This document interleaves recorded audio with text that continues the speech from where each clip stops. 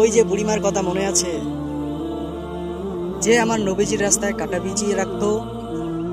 মায়ার নবী ফজরের সময় মসজিদে যাবার সময় কাটাগুলিকে হাত দিয়ে সরিয়ে সরিয়ে তারপর মসজিদে যেতেন। ওই বুড়িমা রাতের অন্ধকারে এসে রাস্তায় কাটাগুলোকে পুঁতে পুঁতে রাখতেন। একদিন সর্বপ্রথম যেদিন নবীজি বুঝতে পারেননি, সেদিন ওনার পায়ের তলা থেকে 40টি কাঁটা বের করা হয়েছিল।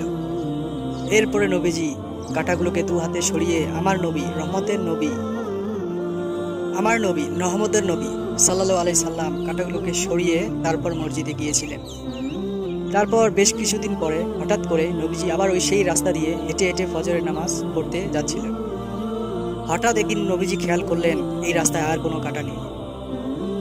তারপর নবীজি জিজ্ঞেস করলেন, আজ রাস্তায় কোনো কাঁটা নেই কেন? তার সাথে থাকা সাহাবীগণ বলল, হুজুর, আপনার রাস্তায় যে কাঁটা বিছিয়ে রাখতো সে অসুস্থ, বিছানায় পড়ে আছে। আশা করি আপনারা বুঝতে পেরেছেন আমাদের মায়ের নবী কতটুকু দয়ালু ছিলেন। আশা করি আপনাদের ইসলামিক ভিডিও ভালো লেগে থাকলে, ভালোবেসে থাকলে আমাদের চ্যানেলটি সাবস্ক্রাইব করবেন, আমাদের সঙ্গেই থাকবেন। ভিডিওটি লাইক শেয়ার করবেন, অবশ্যই কমেন্টে জানাবেন ভিডিওটি কেমন লাগে। আল্লাহ হাফেজ, নেক্সট ভিডিওতে আবার দেখা হবে।